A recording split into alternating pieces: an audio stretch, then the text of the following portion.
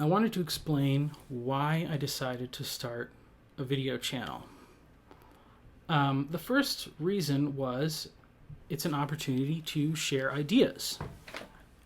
Due to the current nature of my work, I have a lot of opportunity to consume information, and I try to use that to learn about things that are beneficial and edifying and interesting. And there's a lot of diverse topics that I'm interested in. A lot of it is about the Bible, science, cultural things, and also random stuff. And, the interesting thing is that along really diverse fields of interest, even things like cooking and woodworking, music, I'll see parallels and analogies that kind of come up in comparing them to things like the Bible and just the way the world works. And those are ideas that I would like to share and discuss with other people. The other reason I'm doing this is because it is a better medium of communication than writing alone.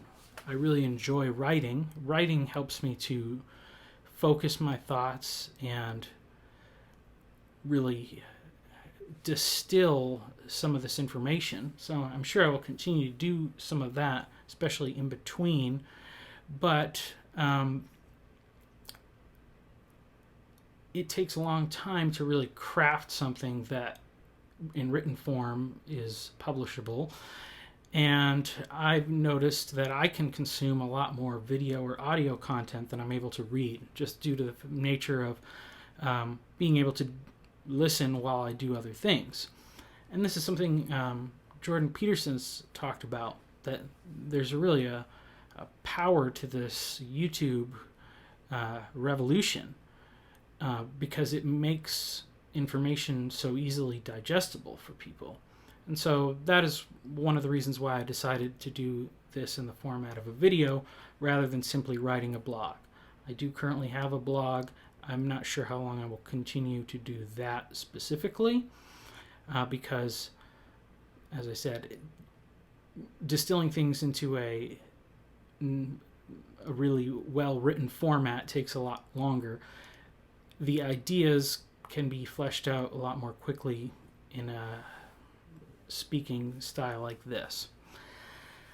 One of the other reasons is for the future. This is something that I would like in the future for my friends and even my children to be able to see. I think that it would be interesting. Hopefully they will think it's interesting. But as of right now, where things can be put online freely, it's a good way to save memories and to kind of timestamp what was going on in my life at this moment. The next reason, and this is maybe one of the more important reasons, is out of obedience to God. I began writing about a year ago dedicatedly because I had a burning desire to see people talk about some of the truths that I felt were being ignored. And that's been a very life-giving thing for me to be able to write and share. And I can tell through the website analytics that some amount of people are reading things, and some people would like my posts that I would share on Facebook and things like that. But really, I would love to find more discourse about the truths that I feel need to be talked about. And in regard to the idea of discourse, I've also had a lot of frustration over the discourse that is happening out in the world online. And a lot of that is because propaganda is everywhere, and not just propaganda in a sense of government-issued narrative, but every side presents their information in the form of a propaganda. So much of the communication online and in person is merely going back and forth over the same ground highlighting the points that are helpful to boost a particular narrative and ignoring the areas where real discussion can happen. And one of the other reasons that I've become very frustrated at that is because I want to bridge the gap between some of the tribal thinking that goes on. I've recently tried to engage with people in a lot of space online, traditional social media things, Facebook groups and Reddit subthreads and things like that. And it's very frustrating to see how tribalistic people are in their thinking.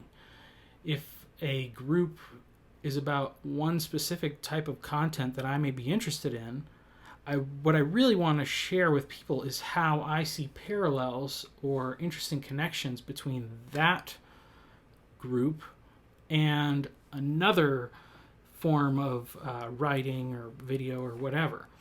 But people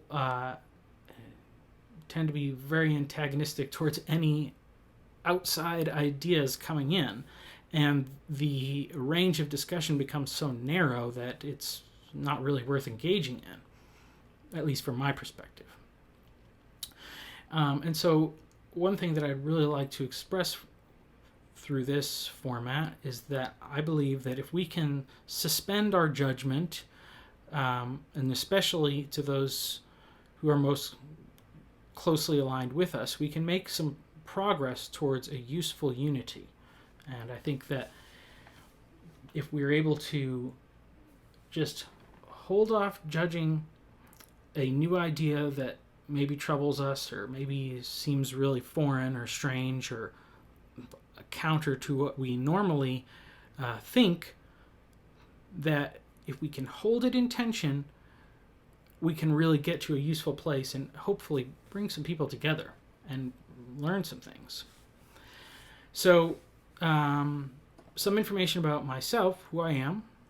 I am a lifelong Christian, but I have changed and challenged most of my views over the years. Most of the not that the Christianity that I now believe in is actually not very much different from what I learned as a child, but I've challenged most of those thoughts, and I've really dug down deep and figured out why I do believe the things that I do, and some of the things I've changed my mind about. And one thing that I really consider myself in a lot of ways is doctrinally agnostic in a lot of ways. There's so many things where there is side A and side B, and they are opposite, or if you believe this, you cannot believe that. And the Bible doesn't seem to be so black and white for one side or the other. If it was, there wouldn't be these millennia-long debates about certain things.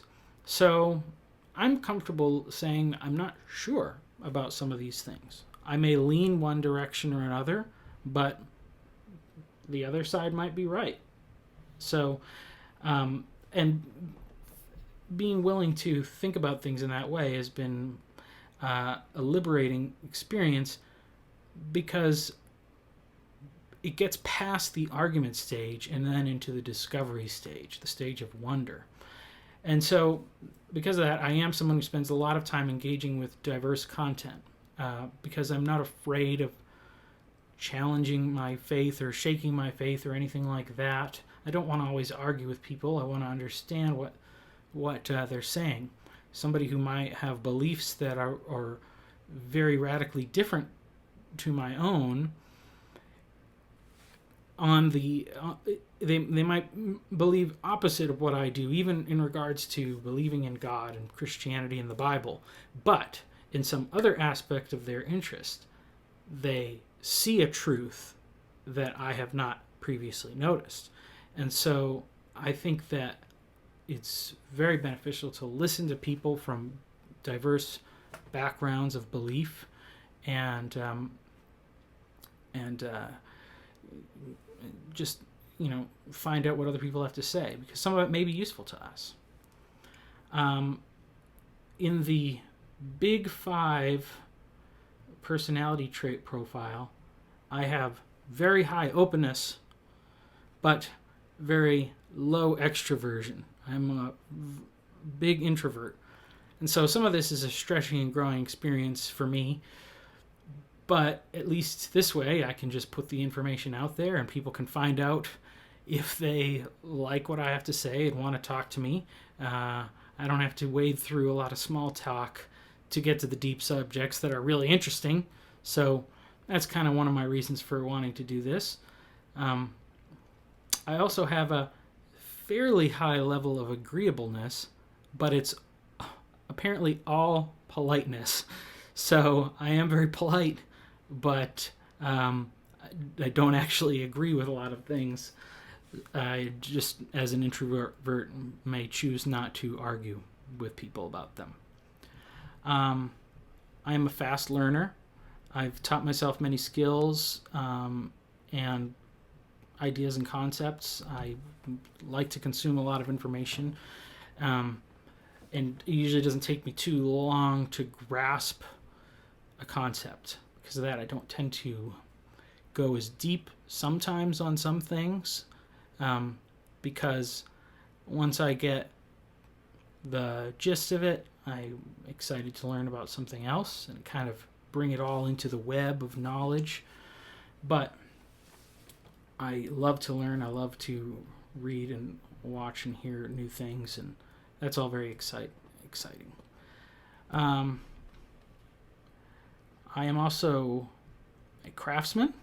I professionally work in carpentry, but previously I have also worked as a teacher, teaching middle school science, and as a middle school youth pastor. I am a musician. I play guitar and several other similar instruments. And my most important roles are as a husband and a father. And I've probably learned more about God and life through those careers or vocations than any of the others.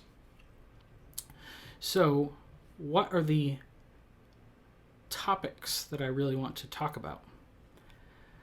I guess the big burning thing that's kind of on my heart is how can this vast evangelical church landscape regain some of what it has lost? And I think there's a lot of things that it is lost, but I do not think it is a lost cause.